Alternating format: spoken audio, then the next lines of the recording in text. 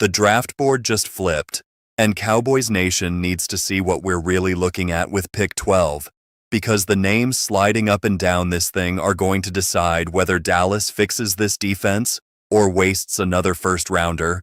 And before we dive deep into who's actually going to be there when we're on the clock, hit that subscribe button right now, because I'm bringing you Cowboys draft coverage every single day as we get closer to April. And we're getting crushed in subscribers lately, so help me out. It takes 2 seconds and you'll never miss when a game-changing update drops about our draft plans. So, Dane Brugler's beast just came out, and this is the draft guide that front offices actually pay attention to. And what I'm seeing on this big board has me equally hyped and terrified for what Jerry Jones and this front office are about to do. Because the way this class is stacking up means Dallas might have to make a move they've never been comfortable making, and I'll explain exactly what that means in a minute. Let's start at the top and work our way down to the names that actually matter for us, and trust me, we're going to get to the guys who could realistically be wearing the star. But you need to understand how this whole board is setting up first, because it affects everything. Travis Hunter sits at number 1, and yeah, I know we're not getting him at 12. That ship sailed the second we beat Washington in Week 18 and knocked ourselves out of the top 10. But that's the price you pay when you care more about meaningless December football than draft position, and I'm still not over it. Jeremiah Love, the Notre Dame running back, checks in at number 2, which tells you everything about how wild this class is when a running back is that high in a positional value league. But he's got that home run ability that makes general managers forget about analytics for a minute. Fernando Mendoza is 3, and he's obviously going 1 overall in reality, so don't worry about him. And then we get to Sonny Styles at number 4, the Ohio State linebacker, who just torched the combine and probably ended any fantasy we had of him falling to us. Styles moved up from 5 to 4 after Indianapolis. And here's the thing that should worry every Cowboys fan. He's exactly what we need. A high IQ impact linebacker who can cover and tackle. And guess what? He's probably going top 7 now, which means we're sitting at 12, watching him go to someone else. Would you trade up for a guy like Styles if it cost us a future second rounder? Because that's the conversation Dallas needs to be having right now. But we all know Jerry doesn't like trading up unless it's for a splash move he can sell on a press conference. Caleb Downs is at 5 on Dane's board, and man, I have him number 1 personally. But however you rank this top tier, the point is the same.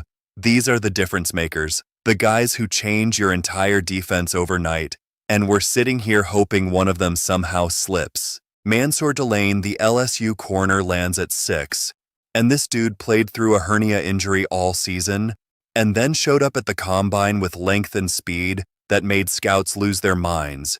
And here's what nobody is talking about. Delane could legitimately go top 10 now after that workout, which means another name we were hoping for might be gone before we even get a chance. The athletic profile is exactly what you want in a modern NFL corner, and I'm telling you right now, if he's sitting there at 12, you take him and you don't even think twice about it. But the chances of that happening are dropping by the day. David Abiola is 7, and he had 73 pressures, 19 tackles for loss, and 14.5 sacks, and yeah, I know it's the Big 12, but the production speaks for itself, and he held his own against those Utah tackles who are going early themselves. Spencer Fano. One of those Utah tackles is at 8, and he's the first non-quarterback, non-running back offensive player on this whole top 9, which brings me to the theme that's either going to save us or screw us. This draft is defense heavy as hell in the first round.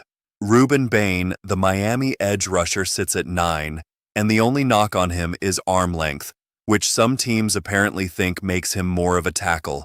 But here's the reality. The dude produces, he impacts games, and if he's there at 12, I'm doing backflips, because he fits what Mike Zimmer wants to do off the edge. The crazy part is, he might actually fall, because NFL teams get obsessed with measurables, and forget that football is played on film, not in a combine drill. And Bain on tape is a problem for offensive coordinators. So now we're at 10, and we're getting into the range where things get real for Dallas, because the board is about to show us exactly what kind of decision we're facing on draft night. Carnell Tate, the Ohio State receiver, is at 10, and he's Dane's top receiver. But I don't think we're going receiver at 12 anyway. And honestly, I hope we don't, because this defense was historically bad last year, and you don't fix that by adding another weapon for Dak. Francis Mauigoa is 11 and Shaid Yowain is 12, and these are offensive tackles that some team is going to reach for because quarterback-needy teams always overdraft blockers, but that just pushes more defensive talent down to us if the board falls right. Malachi Lewis is 13, and Jeremiah McCoy slides in at 14 after being 16 before the combine. And here's where it gets spicy for Cowboys fans. McCoy is a stud safety, but multiple reports, including Nick Harris, who's dialed in, have said Dallas is out on him because of a knee issue, and I'm inclined to believe that, because when multiple connected people say the same thing, there's usually smoke there. Is that the right move, though? Because if McCoy falls and the knee checks out medically, are we really going to pass on that kind of talent because of overcaution and let him go dominate for a division rival? Kelrick Faulk lands at 15. And I already know half of you are screaming at your screen that you don't want him, but hear me out. He actually fits this Cowboys defense better than you think, because he can play edge, he can kick inside, he can do the 4-eye technique, and in a league where you're in nickel 70% of the time, that versatility is gold. The Bengals are mocked to take him at 10 in some places, and honestly, that might be the best thing for us because it pushes another defender down the board to 12 where we're sitting and waiting. Kenyon Sadiq is 16, Monroe Freeling is 17, and Dylan Thiemann, the safety, is 18. And this is where you start seeing the gaps in defensive players on the consensus boards, which is exactly why some people think Dallas might need to move up if they love someone. Once you get past Bain at 9, the next defensive guys are McCoy at 14, Faulk at 15, Thiemann at 18, and then it's quiet until 23. And that's the danger zone, because if offensive players go early, we're golden. But if teams start taking defensive guys earlier than expected, we're sitting at 12 with a board that doesn't look anything like what we wanted. But if you think Dallas needs to add a playmaking nickel, Thiemann could absolutely be in play. And the Vikings at 18 make a ton of sense for him, so maybe he doesn't even get to us anyway. And we're overthinking it. Let me ask you this. What's your confidence level in the Cowboys when it comes to drafting on a scale of 1 to 10? Drop it in the comments because I'm genuinely curious if you trust this front office to nail this pick after the last few years of questionable day 1 decisions. Caden Proctor is 19, and Jordan Tyson had one of the biggest falls on Dane's board, going from 12 all the way to 20.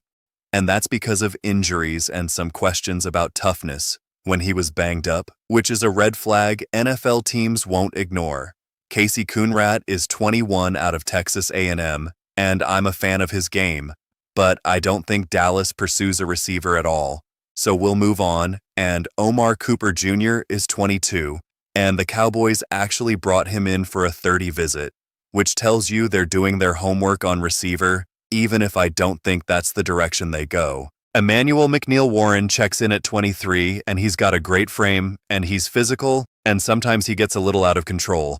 But honestly, I'd rather coach a guy down from being too aggressive than try to teach someone to play violent, because that's hard to install if it's not already in them.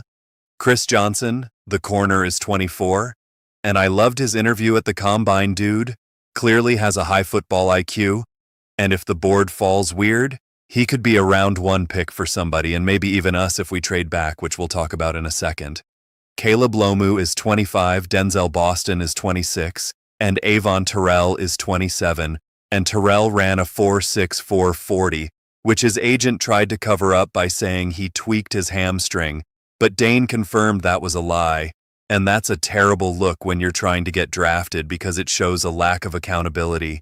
He's probably going to end up playing nickel in the NFL because of that speed, and he fell from 18 all the way to 27 after the Combine, which is brutal but honest evaluation. Akeem Mesidor slides from 19 to 28, and there's been some buzz about medical red flags, but other reports say his medicals checked out fine. And here's the thing, he's going to be a 25-year-old rookie. So if you're the Jets at 16, it makes 0 sense to take him. But if you're the Cowboys at 20 in a trade-back scenario, maybe you can justify the pick because you need edge help right now, not 3 years from now. Blake Miller is 29, and Colton Hood rounds out the top 30 at corner out of Tennessee. And he slid down 2 spots, but I don't think that means much. It's just minor adjustments in how teams are viewing the pecking order. And he's physical and he fits the run, which matters for Zimmer's defense. Now here's where it gets interesting because after 30, there's a whole group of guys who could realistically be in play at 20 if Dallas trades back, or even at 12 if the board completely falls apart and we're sitting there with no clear defensive difference maker staring at us. TJ Parker, the Clemson edge, moved up after the Senior Bowl, but he's a run-through-you guy without much pass rush nuance, so I don't love that fit for what we need. And Caden McDonald is Dane's highest-rated defensive tackle. But here's the kicker Dane said on his podcast, there's a chance 0 defensive tackles go in round 1, which tells you how this class is viewed at that position. And that's bad news if we were hoping to get interior help early. Peter Woods is divisive. Some teams love him. Some think he's overdrafted, and he wasn't that good this year for Clemson, and all of Clemson struggled. But I don't want him at 20 for Dallas because I think there's better value elsewhere, and we can't afford to miss on this pick. Malachi Lawrence is one of the biggest risers, going from 93 on the pre-combine board all the way up to 36. And that's because he dominated Indianapolis and apparently interviewed really well, and the crazy part is he might sneak into round 1 if a team falls in love with his upside. And honestly, if the Cowboys ended up with a Lawrence at edge, I wouldn't hate it because we need that position desperately. Zion Young is in the 2nd round range and some people love him, but I'm not as high on him personally. He probably won't crack my top 40, but 2nd round makes sense as a fit if we go another direction early. D'Angelo Pons, the Indiana corner, is one of my favorite guys in this class, and I know he's undersized, but the dude is good at football, and sometimes we overthink the measurables and forget that instincts and ball skills actually matter more than arm length on a spreadsheet. Cash Howell has undersized arm length and fell 10 spots for the same reason Ruben Bain is getting dinged. It's an outlier in a bad way, but if you're running a 3-4 scheme or you do a lot of wide edge deployment, he actually fits pretty well and could be a steal in round 2. Jacob Rodriguez jumped from 64 to 40 after a strong combine, and he's now the number 2 inside linebacker on Dane's board. And here's the question, if only one off-ball linebacker goes in the 1st round this year, do we reach for one at 12? Or do we wait and trade back and grab one in the 20s? Because the value might actually be better there. Christian Miller slid a couple spots, and he's a run-stopping defensive tackle, which is fine but not exciting. And Armason Thomas moved down as well, and neither of those guys feel like Cowboy picks to me right now. But you never know what this front office is thinking. There's a whole crew of edge rushers that feel like they could go anywhere from 20 to 55, and that range is huge, but it tells you how muddled the middle of this draft is. And that's actually good news for Dallas if we play it right. Brandon Cece, another 30-visit guy for the Cowboys, slid down a handful of spots, and CJ Allen fell from 32 to 46. And I'm wondering if there's something with his knee that teams are worried about because he had that quick surgery, came back in a week, wasn't the same player, and allegedly had swelling at his pro day. And that's the kind of thing that makes a front office pump the brakes, even if the talent is there. Jake Gold is 48 out of Cincinnati, and he was a fun study on film, but I don't think he goes round 1. And Gabe Ayers, the Illinois edge, fits that same mold of too rich at 20. But if he's there at 55, hell yeah, you take him, and there's a bunch of guys like that this year. Anthony Hill is Dane's number 50 player, and there's a ton of linebackers clustered in this range, which makes me think if the Cowboys really want one, we're not doing it at 12. We're trading back and grabbing one in the 20s or early 2nd round and using the extra capital to move around later, because this is the kind of draft where being smart with your board management wins you the weekend. So here's what all of this means for Dallas, and this is the part where you need to pay attention, because the strategy matters more than any individual name right now, and the front office has some real decisions to make before draft night. and we better hope they get it right. If the board goes chalk and all the top defensive guys go early, Dallas is sitting at 12 with a choice. Do you reach for a player that's graded in the teens or 20s just to fill a need? Or do you take the best player available even if it's offense and trust that you can fix the defense later in the draft or in free agency next year? And that's the nightmare scenario for a fan base that watched this defense give up points in bunches last season.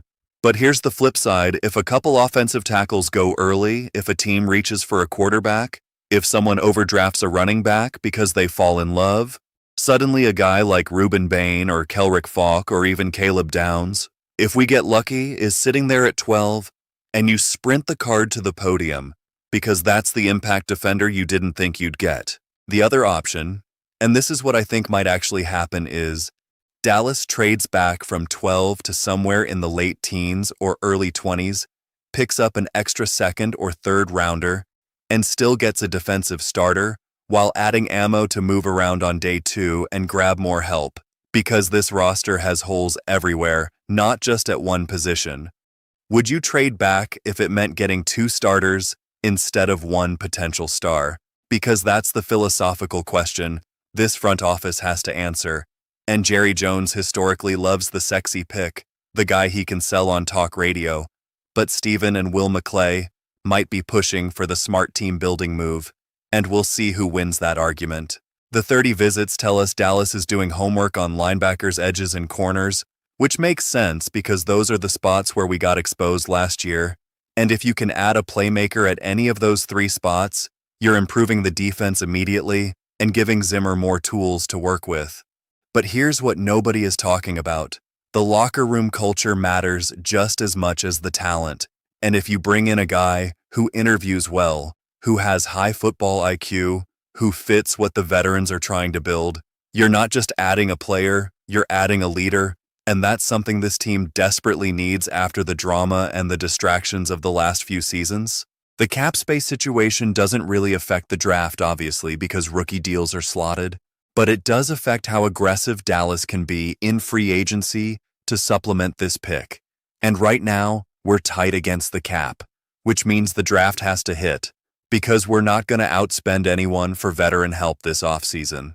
The coaching staff, and specifically Zimmer, needs players who fit his scheme, guys who can play multiple spots, who can think on their feet, who understand leverage and angles, and don't just rely on athleticism. And that's why some of these high IQ linebackers and versatile edge guys make so much sense, even if they're not the flashy workout warriors. The next game doesn't matter right now, obviously, because we're in the off-season, but the next season starts with this draft pick, and if Dallas whiffs on 12 or 20 if they trade back, we're looking at another 8 and 9 year where the defense is a sieve and the offense has to score 40 to win, and Dak's taking heat for not doing enough, and we're all miserable by Thanksgiving again. So, yeah, the pressure is on. The offseason plan has to be draft defense, add a veteran or 2 on cheap deals, hope the young guys develop faster than expected, and pray that the offensive line stays healthy. Because if we lose another tackle to injury, this whole thing falls apart regardless of who we draft. My biggest worry is that Dallas talks themselves into an offensive player at 12 because the value is there on the board, or because Jerry falls in love with a receiver he saw at the combine, and we walk away from this draft having not addressed the defense in round 1, and that would be a disaster for this franchise and for Mike Zimmer, who's trying to fix a unit that was bottom 5 last year. If you've made it this far, smash that subscribe button one more time because we're pushing toward our next milestone, and I need your help to keep growing this channel so I can bring you daily Cowboys content all off-season long, and make sure you turn on notifications so you don't miss a single update. So, what's my final take on all of this? Here's the truth. This draft is deep enough on defense that Dallas doesn't need to force anything at 12, but it's also top-heavy enough that if you wait too long, you might miss out on the guys who are actually going to start week 1 and make an impact. And that's the tightrope they're walking right now. I think the smart move is to sit at 12 and take the best defensive player available, whether that's edge corner or linebacker. And if that guy happens to be a top 10 talent who fell because of measurables or medicals, you do your homework. And if it checks out, you take the swing, because that's how you find Pro Bowlers in the middle of the first round. If the board is completely barren of defensive difference makers, then, yeah, you trade back. You accumulate picks, and you trust your scouting department to find value in the 20s and on day 2, but you better be right, because this fan base is out of patience for rebuilding years and moral victories. The cap implications, the locker room, the coaching staff, the scheme fits, all of that matters, but at the end of the day, you need players who are good at football, and that sounds simple. But it's the thing Dallas has struggled with lately. They get cute. They overdraft traits. They fall in love with upside, and they walk away with guys who never pan out. And this year, we can't afford that. I want a plug-and-play starter at 12 who makes this defense better, week 1 who fits what Zimmer wants to do, and who has the football IQ to grow into a leader on that side of the ball. And if that guy is there, you take him and you don't overthink it. But if he's not there, you trade back, and you get 2 or 3 guys who can contribute instead of one project who might not work out. So here's what I want from you. Drop a comment right now and tell me who you think the Cowboys should take at 12. Tell me if you want them to trade back. Tell me what position matters most to you, and tell me honestly, do you trust this front office to get it right? Because that's the conversation we need to be having as we get closer to draft night. This is the most important offseason decision Dallas will make, and it's going to set the tone for whether we're competing next year or whether we're sitting at home in January, again, watching other teams play meaningful football. And I don't know about you, but I'm tired of being on the outside looking in. So let's hope Jerry Stephen and Will McClay nail this thing, because Cowboys Nation deserves better than what we've seen the last few years. And it starts right here with pick 12.